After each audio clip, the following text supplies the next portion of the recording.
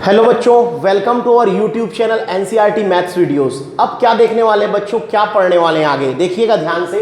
आज करने वाले क्लास 10th का चैप्टर नंबर 6 ट्रायंगल्स। क्या पढ़ने वाले हैं? ट्रायंगल्स। ये ट्रायंगल्स हमने पिछले क्लास 9th में भी हमने पढ़ा है ना, और उसके बारे में बहुत कुछ जान के हम यहाँ पर आए हैं। क्लियर है बच्चों ये बात? अब हम लोग देखते हैं कि ये ट्रायंगल्स के बारे में इस चैप्टर में इस क्लास में क्या है। ठीक है, इस चैप्टर में इस क्लास में ट्रायंगल्स के बारे में क्या बात है।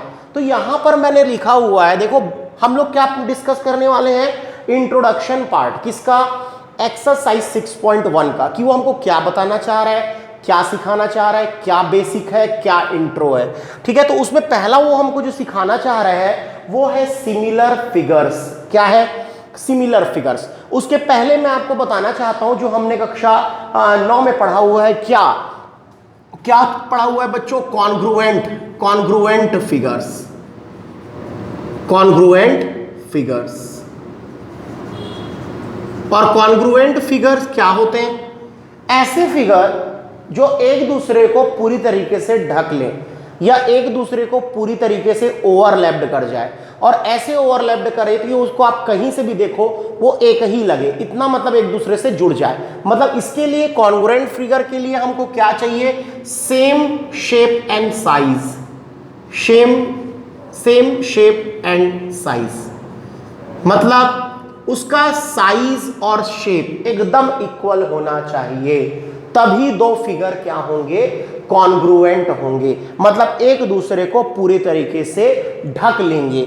और एक बच्चों हमने क्या देखा था कि जो हमारा कॉन्ग्रुएंट फिगर था उसी के अंदर आया कॉन्ग्रुएंट ट्रायंगल्स। क्या आया?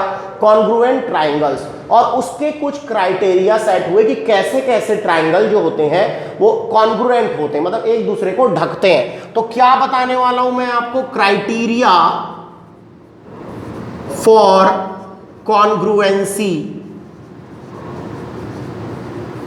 Of an triangle. एक जो ट्राइंगल है, कॉन्ग्रुएंसी ऑफ टू ट्राइंगल्स, है ना। दो ट्राइंगल्स हैं बच्चों, है ना, वो जो दो ट्राइंगल्स हैं वो कॉन्ग्रुएंट कैसे कैसे हो सकते हैं बताया गया था पिछले साल।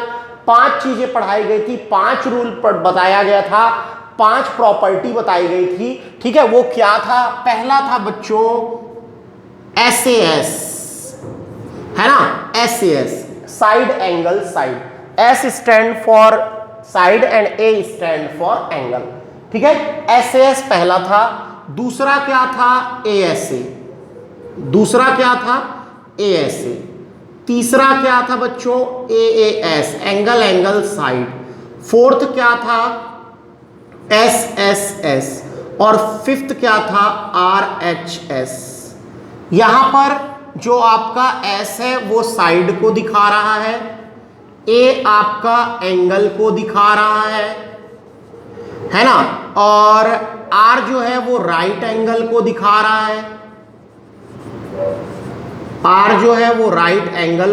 है।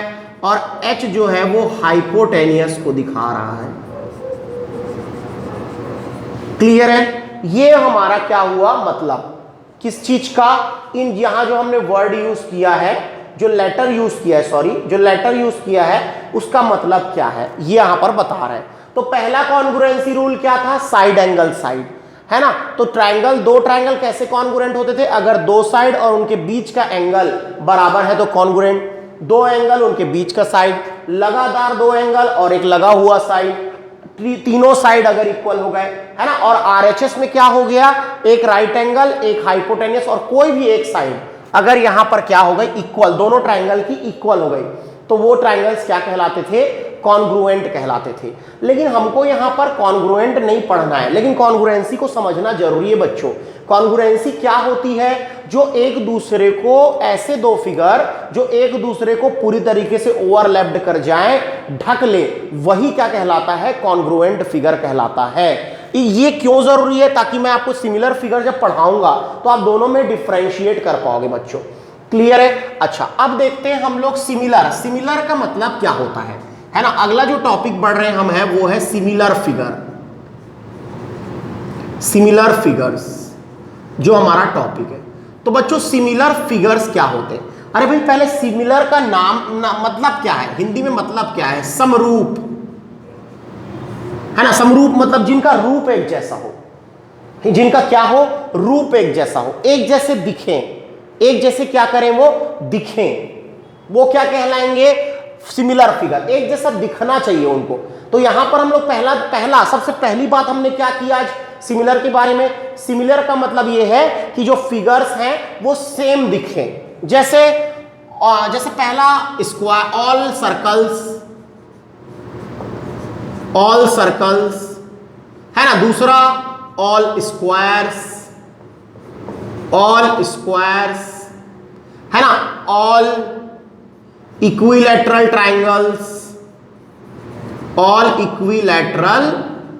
ट्रायंगल्स, ये सब क्या है बच्चों? ये सब क्या है? अरे भाई ये सब सिमिलर फिगर है, ये सब एक जैसे दिखते हैं। अरे भाई एक सर्कल ऐसा दिख रहा है, दूसरा सर्कल ऐसा दिख रहा है, तो सिमिलर है कि नहीं है? हाँ भाई उनका रूप ही एक जैसा है, गोल है दोनों एकदम, है ना, वृत्ताकार के हैं तो सर्कल है, एक जैसे दिख रहे हैं, है ना। स्क्वायर कैसे दिखेगा? स्क्वायर कैसे दिख सकता है? ये स्क्वायर है बच्चों, भले एक बड़ा बने और ये एकदम छोटा बने, उससे क्या है? उनका रूप तो एक जैसा है, उनका समरूप है, वो एक जैसे हैं, उनका रूप एक समान है, वो सिमिलर है। क्या है बच्चों? सिमिलर फिगर है। तो सिमिलर फिगर क्या होते हैं? जिनका शेप एक जैसा हो, साइज मैटर नहीं कर रहा है यहां, जिनका क्या एक जैसा हो? सेम शेप के होने चाहिए। सिमिलर फिगर क्या लिख रहा हूं मैं? सेम शेप, उनका शेप जो है वो कैसे होना चाहिए? एक जैसा। ये पहले चीज चल रहे हैं, और जब हम थोड़ा आगे बढ़ेंगे ना तो और चीजें क्लैरिफाई होगी कि सिमिलर फिगर होता क्या है, एक्चुअल में उसका मतलब क्या है, वो क्लैरिफाई आगे होगा बच्चों, है ना। अभी नहीं हो पाएगा वो, अभी मैं शुरुआत किया हूं चैप्टर का, तो पहले मैं बेस में क्या बताया आपको कि सिमिलर फिगर क्या होते हैं? जो एक जैसे दिखते हैं, जो एक जैसे दिखेंगे वो सिमिलर होंगे, और जो एक दूसरे को ढकेंगे वो कॉन्ग्रुएंट होंगे। क्लियर है बात यहां तक? अगला चीज क्या हम लोग डिस्कस करने वाले हैं कि क्या सभी, तो यहां से एक चीज क्या सीखने को मिला? देखो, हाँ ध्यान से एक रिमार्क मैं लिख रहा हूं यहां पर, बहुत ध्यान से देखना बच्चों, बहुत ध्यान से देखना, बहुत ध्यान से, कि मैं एक रिमार्क लिख रहा हूं। वो रिमार्क क्या है? ऑल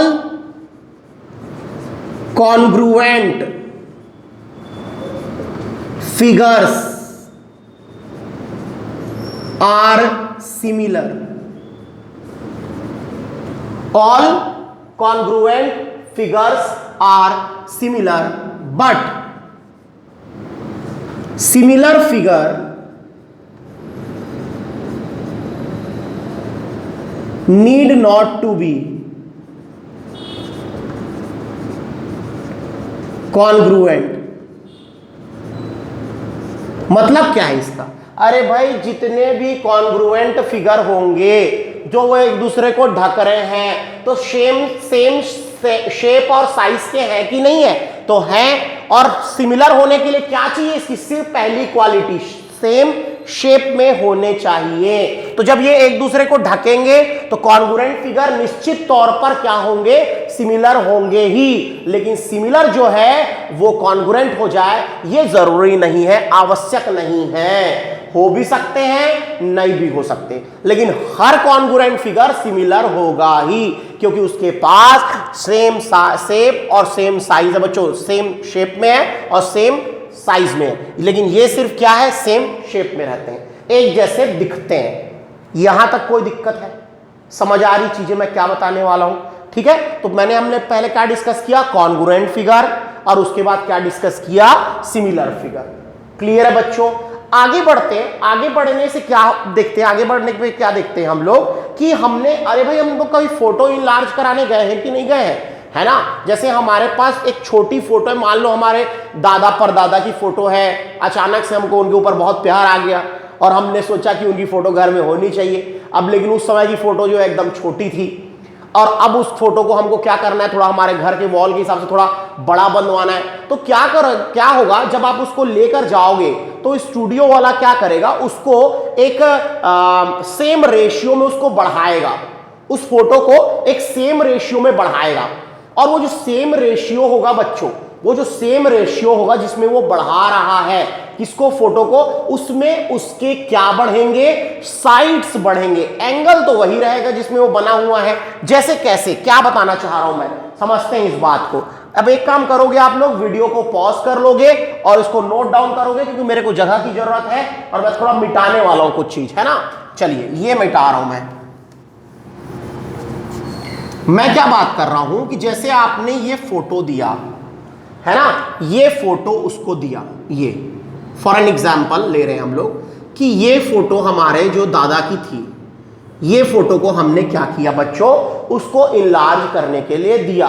तो वो कैसे इनलार्ज करेगा भाई, इसके रेशियो को बढ़ा देगा, इसके साइड के रेशियो को क्या कर देगा, वो बढ़ा देगा और फोटो को ऐसा बना के देगा। जो एंगल था वो एंगल नहीं बदला बच्चों, देखो ये 90 डिग्री पे था और अभी भी 90 डिग्री पर है, ये एंगल नहीं बदला। बदला कौन इसका बदला कौन, साइड। मान लो पहले हमारी जो साइड थी वो 35 थी, अब हमारी साइड हो गई 55 हो गई। और इसी रेशियो से वो कम भी कर सकता है, मतलब जो है हमको जैसे बढ़ाना है, इनलार्ज करना है, तो हमको सेम रेशियो में ही इनलार्ज करना है, तभी वो सिमिलर रहेंगे, नहीं तो नहीं रहेंगे। अगर आपने इसको उठपटांग बढ़ाने की कोशिश करते, ये ऐसा इधर फैला देते, इसको उधर चौड़ा कर देते, तो वो पिक्चर क्या हो जाती, फट जाती, वो क्या हो जाता, स्कैटर्ड फैल जाता फोटो, मतलब वो एक सिमिलैरिटी का साइन नहीं होता बच्चों। तो अगर हमको सिमिलर दिखाना है तो उसके रेशियो, सेम रेशियो में उनके साइड्स को बढ़ाना पड़ेगा। एंगल तो जस के तस बने हुए, देख लो। तो यहां से क्या पता चला, यहां से एक चीज हमको पता चली, याद रखना बच्चों, क्या पता चली, बहुत ध्यान से देखना। एक रिमार्क मैं फिर से लिख रहा हूं, वो क्या है, 2 पॉलीगन्स, है ना। एक रिमार्क मैं लिख रहा हूं, बहुत ध्यान से देखो।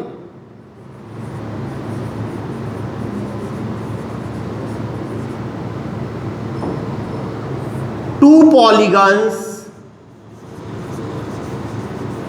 polygons have same number of sides. Two polygons have same number of sides, है ना, are similar, sides are similar, ये क्या होंगे, सिमिलर होंगे। इफ पहला, देयर करस्पॉन्डिंग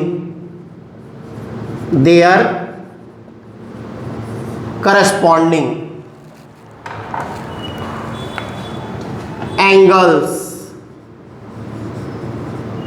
are equal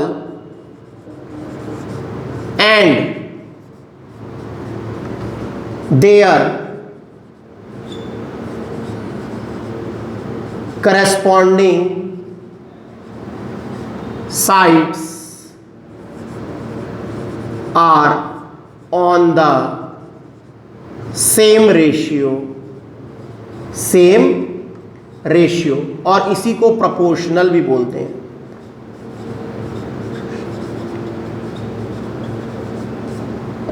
मतलब क्या बात हुई बच्चों, बहुत ध्यान से देखना, ठीक है। प्रपोर्शन, सेम प्रपोर्शन में होने चाहिए, सेम प्रपोर्शन लिखो। ये क्या बोलना चाह रहा है कि अगर आप 2 पॉलीगन लेते हो तो 2 पॉलीगन के सिमिलर होने के लिए क्या जरूरी है, 2 पॉलीगन के सिमिलर होने के लिए ये जरूरी है, पहला कि उनके करस्पॉन्डिंग एंगल्स कैसे होने चाहिए बच्चों, इक्वल होने चाहिए, और उनके करस्पॉन्डिंग साइड्स का रेशियो कैसा होना चाहिए, सेम रेशियो में होने चाहिए, वो प्रोपोर्शनल होने चाहिए, सेम प्रोपोर्शन में होने चाहिए। मतलब क्या है उसका, मैं बहुत क्लैरिफाई तरीके से आपको समझाऊंगा, ये बातें क्लियर हो रही हैं, ठीक है। ये बातें क्लियर हुई कैसे हमारा रेशियो बन रहा है। देखो भाई, इस रेशियो में ये बढ़ रहा है, 35 रेशियो 55, इस रेशियो में ये बढ़ रहा है, या मैं बोलूं कि ये इस रेशियो में घट रहा है, इस रेशियो में घट रहा है, 55 रेशियो 35 में क्या हो रहा है, डिक्रीज हो जा रहा है, कम हो जा रहा है ना, वो वापस आ जा रहा है। ये भी बोल सकते हैं हम लोग कि वो उस रेशियो में घट बढ़ रहा है। क्लियर है बात, ये बात क्लियर हो रही है। ओके, अब देखो बच्चों, मैंने यहां आपको क्या समझाने की कोशिश की, इसका मतलब क्या है, ये दो पॉलीगन है, दो polygon have same number of sides, दोनों के नंबर ऑफ साइड्स कैसे हैं, सेम है ना, तो यार सिमिलर, वो सिमिलर होंगे if their corresponding angles are equal, अगर उनके करस्पॉन्डिंग एंगल्स इक्वल हैं। ये करस्पॉन्डिंग एंगल कहलाते हैं बच्चों, ये करस्पॉन्डिंग एंगल कहलाते हैं। और करस्पॉन्डिंग साइड्स कौन है, ये करस्पॉन्डिंग साइड, ये 35 है तो ये 55 है, ये 35 है ये 55 है, ये 35 है ये 55 है, ये 35 है ये 55 है। ये सेम रेशियो में बढ़े हैं, रेशियो, इक्वालिटी की बात नहीं चल रही है यहां, क्योंकि वहां पर सब इक्वालिटी होती थी, कहां, कॉन्ग्रुएंसी में सब इक्वल होता था, यहां इक्वल नहीं है बच्चों, यहां पर सेम रेशियो में बढ़ना है, सेम रेशियो में क्या होना है, बढ़ना है। यहां पर कॉन्ग्रुएंसी मतलब इक्वालिटी मायने नहीं रख रही है, यहां प्रपोर्शन मायने रख रहा है। क्लियर है बात ये चीज। अच्छा, एक चीज और देखियो हो गया आपने कि जब हम लोग भाई घरों में जैसे दैनिक जीवन में डेली लाइफ में हम लोग ये देखते हैं कि हमने कोई चीज अपने एक उसके सामने रखा हुआ है, बल्ब के सामने, तो उसकी एक परछाई बनती है, जो परछाई उसकी थोड़ी क्या रहती है, बड़ी होती है, लेंथ में और ब्रेथ में उससे क्या होती है, बड़ी होती है, और वो क्या होती है, सेम प्रोपोर्शन में वो क्या करता है, परछाई को दिखाता है। कभी कभार उटपटांग भी दिखाता है, लेकिन वो कब उटपटांग दिखाएगा, जब वो सिमिलर नहीं होगा तब, और सिमिलर होगा तो क्या करेगा, उससे कई गुना बढ़ा के वो दिखाएगा। ठीक है, तो एक आपके में एक्टिविटी दी हुई है आपके बुक में, देखिएगा उसको। हाँ, एक चीज और यहां पर मैं पढ़ाना चाह रहा हूं कि जो देखना, एक चीज और नोट करना है ना, यहां नोट करो, ये भी बहुत इंपॉर्टेंट चीज है जो आपके एनसीईआरटी वाले ने लिखा हुआ है, वो क्या है ना, the same ratio, the same ratio of the corresponding sides of the corresponding, the same ratio of the corresponding sides is referred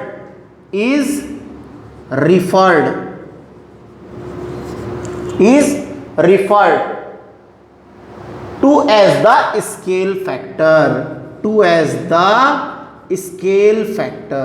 इसी को क्या बोला जाता है बच्चों, स्केल फैक्टर बोला जाता है। ये शब्द आपने कहां सुना होगा, ये शब्द आपने सुना होगा मैपिंग करते समय, ग्लोब में सुना होगा कि ग्लोब में हम चीजों को स्केल फैक्टर के थ्रू, ग्लोब हमारी पृथ्वी है क्या, पूरी नहीं है, पृथ्वी का एक नमूना है, उसके सेम रेशियो के बराबर उसको बनाया गया है कि वो पृथ्वी के जैसा दिखने लगे। जैसे हमारे घर का सिस्टम है जिसमें हमने घर का मैप बनता है, घर का मैप ही हमारा घर है क्या, नहीं, उसके ऊपर घर खड़ा होगा लेकिन वो सेम रेशियो से खड़ा होगा, जो उसने मेजरमेंट दिया है उसी मेजरमेंट से वो घर बनने वाला है। तो वो क्या कर दिया है, इमेज को छोटा कर दिया है, हम इमेज को बड़ा कर देंगे तो हमारा घर बन जाएगा। ये जो होता है वो कहलाता है स्केल फैक्टर बच्चों। स्केल फैक्टर अगर 1 से छोटा है, अगर स्केल फैक्टर 1 से छोटा है तो वो एक्चुअल जो ऑब्जेक्ट है उससे छोटा मिलेगा, उससे छोटा मिलेगा इमेज। और अगर स्केल फैक्टर जो है वो 1 से बड़ा है तो हमारा जो ऑब्जेक्ट है वो किससे मिलेगा, एक्चुअल से बड़ा मिलेगा, है ना, ऑब्जेक्ट बड़ा दिखेगा, उसका इमेज और एक्चुअल ऑब्जेक्ट से बड़ा दिखेगा। और अगर स्केल फैक्टर 1 है तो जैसा हमारा इमेज है वैसा ही ऑब्जेक्ट है, दोनों सेम है, ऑब्जेक्ट और इमेज दोनों कैसे मिलेंगे, बराबर मिलेंगे। क्लियर है बच्चों ये चीज। तो ये स्केल फैक्टर भी मैंने आपको समझा दिया है। अब स्केल फैक्टर के बाद जो एक्टिविटी आपके बुक में दी हुई है देखना, वो दी हुई है आपको पेज नंबर 120 पे दिया हुआ है। देखिए बल्ब जला के उन लोग क्या कर रहे हैं, उसके सामने है ना एक क्वाड्रिलेटरल रख रहे हैं ABCD। तो करते हैं वो वाली एक्टिविटी, अभी देखते हैं हम लोग, यहां पर देखते हैं, करते हैं।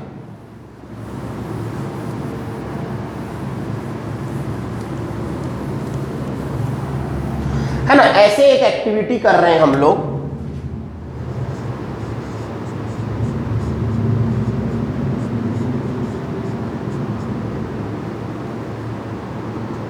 यहां पर हमने क्या कर दिया, एक बल्ब लगा दिया, है ना, एक बल्ब हमने लगा दिया, एक लट्टू हमने ले लिया, है ना,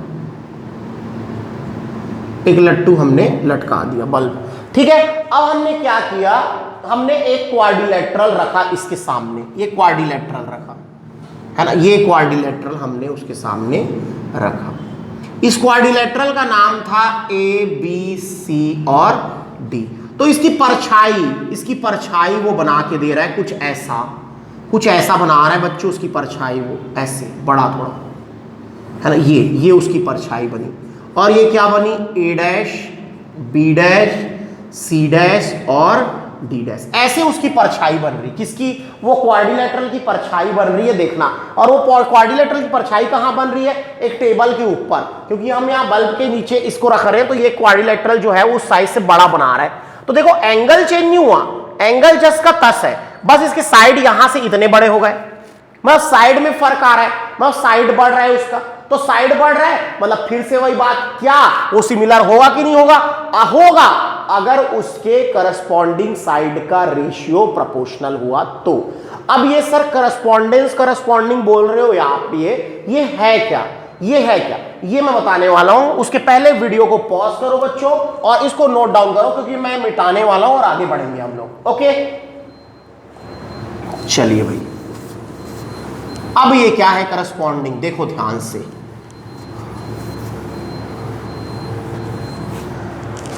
तो सबसे पहला जो बात है वो है करस्पॉन्डिंग एंगल्स, करस्पॉन्डिंग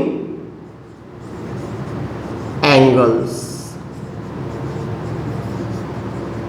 तो ये करस्पॉन्डिंग एंगल्स क्या है, तो भाई देखो एंगल ए का करस्पॉन्डिंग एंगल कौन है, एंगल ए डैश है बच्चों। एंगल बी का कौन है बेटा corresponding angle B dash. Angle C का कौन है, angle C dash. Angle D का कौन है, एंगल डी डैश। ये करस्पॉन्डिंग एंगल है, उसके करस्पॉन्डेंस है वो, है ना, उसकी जगह पे काम करेंगे, है ना, ये बात है, क्लियर है, ये है करस्पॉन्डिंग एंगल्स। अच्छा, दूसरा corresponding sides,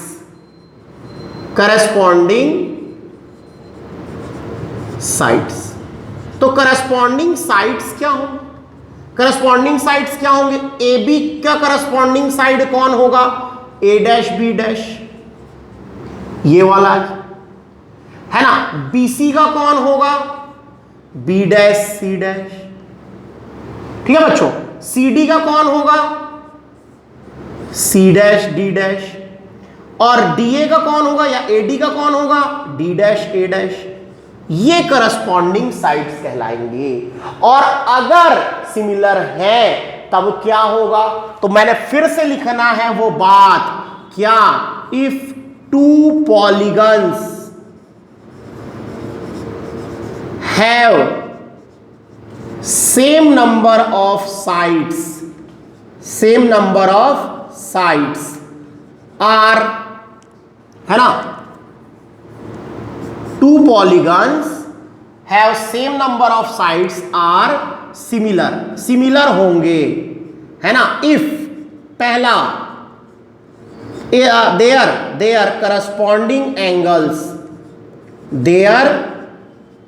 corresponding angles are equal।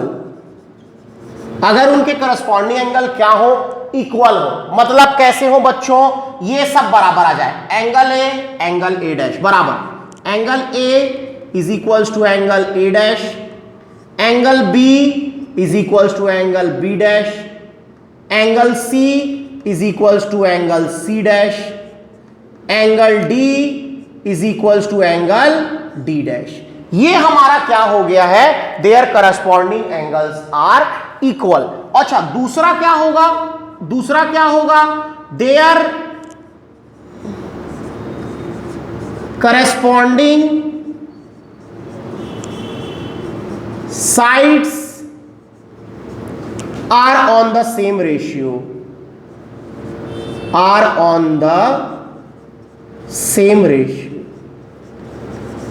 कि उसके जो करस्पॉन्डिंग साइड्स है वो सेम रेशियो में होने चाहिए। सेम रेशियो में कैसे बच्चों, बहुत ध्यान से देखना, ए बी अपॉन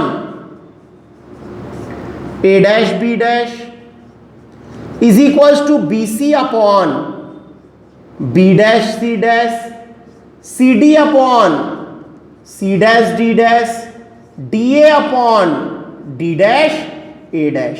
और ये सब मिलकर एक क्या देना चाहिए, सेम कांस्टेंट एक हमारा रेशियो देना चाहिए, सेम रेशियो देना चाहिए। ये के लिखा मैंने, मतलब एक ही रेशियो देना चाहिए। ठीक है, तो ये समझ रहे हो के क्यों लिखा था मैंने, एक ही रेशियो देना चाहिए, सेम रेशियो में अगर होंगे तो ही वो दोनों फिगर क्या होगा, सिमिलर। तो अब हम इसको लास्ट में क्या लिख देंगे कि फिगर, क्या figure A B C D, या क्वाड्रिलेटरल लिखो, क्वाड्रिलेटरल है ना भाई, quadrilateral A B C D is similar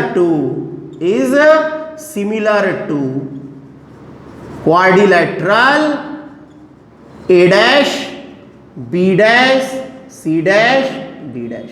इसके सिमिलर है बच्चों, सिमिलर है मतलब क्या, एक जैसे रूप वाले हैं, एक जैसे दिखने वाले हैं। लेकिन एक जैसे दिखने से काम नहीं चलेगा। जो हमने सबसे शुरू में जो डेफिनेशन पढ़ा था वो यहां पर थोड़ा सा कम सत्य होता हुआ पता चल रहा है, थोड़ा कम सच है।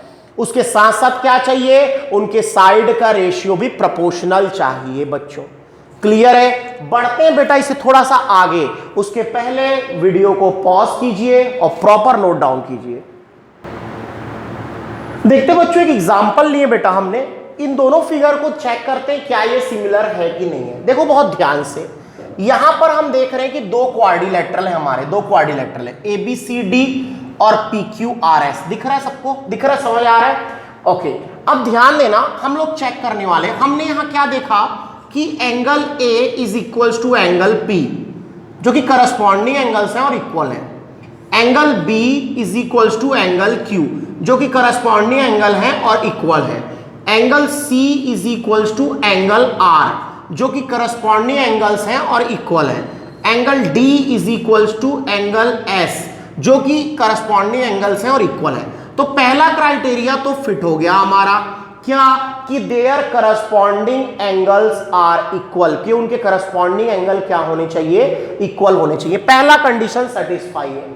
दूसरा कंडीशन ये बोलता है बच्चों कि उनके साइड का रेशियो प्रोपोर्शनल होना चाहिए, उनके साइड का रेशियो बराबर होना चाहिए। तो कौन से साइड का, करस्पॉन्डिंग साइड, मतलब ए बी का रेशियो पी क्यू के साथ लेने पर हमको क्या पता चला, 1.5 अपॉन 3.0, मतलब कि 1/2। क्लियर है? चलिए, BC का रेशियो QR के साथ लेने पर हमको क्या पता चला, 2.5 upon 5.0 is equals to 1/2। CD का रेशियो RS के साथ लेने पर हमको क्या पता चला, 2.4 अपॉन 4.8, है ना, इज इक्वल्स टू 1/2। अच्छा, DA का रेशियो है ना, SP के साथ लेने पर हमको क्या पता चला, 2.1 अपॉन 4.2, 1/2। और हम देख रहे हैं कि ये सबके रेशियो आपस में कैसे हैं बच्चों, इक्वल हैं। एक ही कांस्टेंट क्या दे रहा है, वो रेशियो दे रहा है। मतलब ये दोनों जो फिगर दिए गए हैं, क्वाड्रिलेटरल ABCD और quadrilateral PQRS are similar figure. क्या है वो, सिमिलर फिगर है बच्चों, ये दोनों सिमिलर फिगर है। क्यों? क्योंकि ये दोनों कंडीशन को क्या करता है, फुलफिल करता है। अच्छा, अगर मान लो हमको ऐसा दे दे, बात रखना ध्यान में, अगर हमको ऐसा दे दे बच्चों, देखिए और एग्जांपल ले रहे हैं हम लोग और थोड़ा वेरीफाई कर रहे हैं। अगर हमको ऐसा दे दे, ये हमको दे दिया,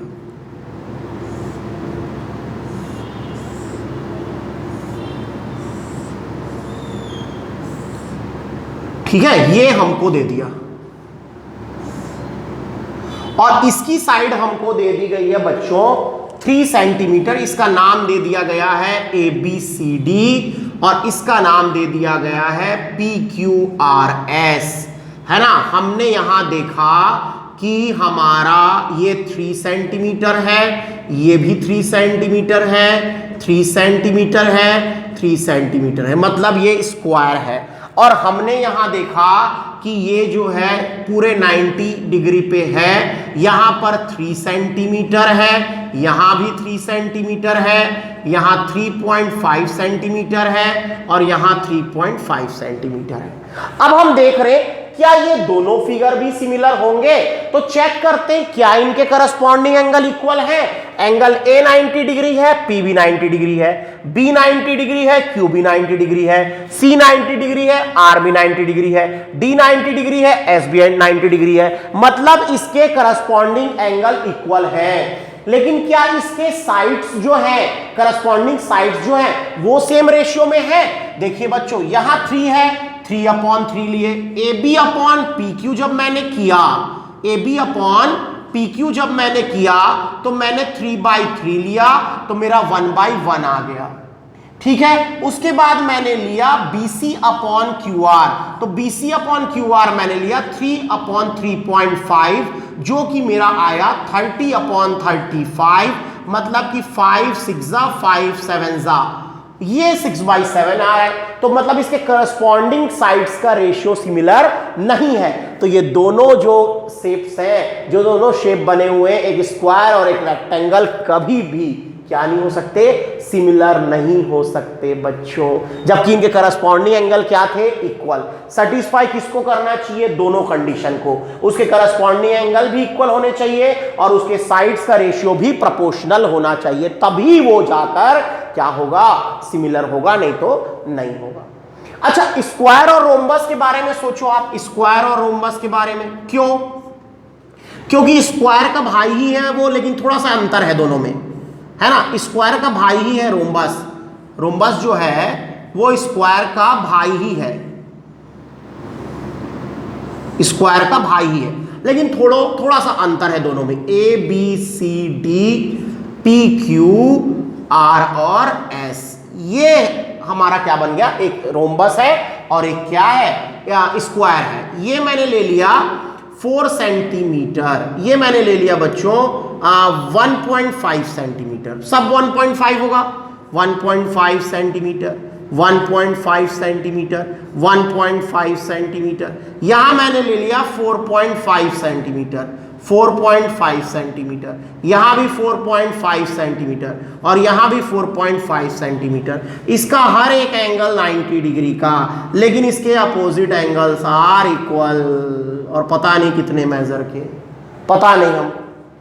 तो यहां पर देखो, अब आपका पहला कंडीशन क्या? करस्पॉन्डिंग एंगल इक्वल होने चाहिए। क्या इक्वल है? करस्पॉन्डिंग एंगल ही इक्वल नहीं है। करस्पॉन्डिंग एंगल इक्वल नहीं है बच्चों, और करस्पॉन्डिंग एंगल इक्वल नहीं है मतलब ये पहला ही क्राइटेरिया में फिट नहीं बैठा, तो सिमिलर आ ही नहीं सकता। हाँ, इसके साइड के रेशियो प्रोपोर्शनल है, 1/3 1/3 सब 1/3 दे रहा है, लेकिन क्या इसके करस्पॉन्डिंग एंगल इक्वल ना होने के कारण ये फिगर सिमिलर फिगर नहीं है। अच्छा, एक चीज और यहां पर मैं आपको रिमार्क बता देना चाहता हूं। क्या? एक और रिमार्क मैं यहां लिखा रहा हूं बच्चों, बहुत ध्यान देना है ना। रिमार्क ये याद रखो कि 1 अगर फिगर है और सिमिलर है वो सेकंड फिगर के, है ना, और सेकंड फिगर जो है सिमिलर है किसके? थर्ड फिगर के। तो फर्स्ट लिखो इसको, फर्स्ट। तो फर्स्ट फिगर जो होगा सिमिलर हो जाएगा किसके? थर्ड। ठीक है, अगर पहला दूसरे के सिमिलर है, दूसरा तीसरे के सिमिलर है, तो पहला तीसरे के सिमिलर है। ठीक है, तो ये ऐसा हुआ। ठीक है, यहां पर आपका इंट्रोडक्शन पार्ट खत्म होता है बच्चों। करते हैं, एक चीज और बता देना चाहता हूं मैं, जैसे स्क्वायर है, स्क्वायर सब स्क्वायर सिमिलर है, सब इक्विलैटरल ट्रायंगल सिमिलर है, सब सर्कल सिमिलर है। स्केलन ट्रायंगल कभी सिमिलर नहीं हो सकते, स्केलन ट्रायंगल नहीं हो सकते बच्चों। ठीक है ना। और ऐसी कोई हेक्सागन नहीं हो सकता, रेगुलर हेक्सागन सिमिलर हो सकते होते हैं। ठीक है, ये बात याद रखना। जो सिमिलर फिगर है, जो इक्विलैटरल फिगर्स हैं जिसके सब साइड बराबर होते हैं, वो सिमिलर हो सकते हैं। क्लियर है बात? ओके, तो बढ़ते हैं बच्चों अपने एक्सरसाइज 6.1 पर। उसके पहले वीडियो को पॉज कीजिए और इसको प्रॉपर उतारिए बेटा।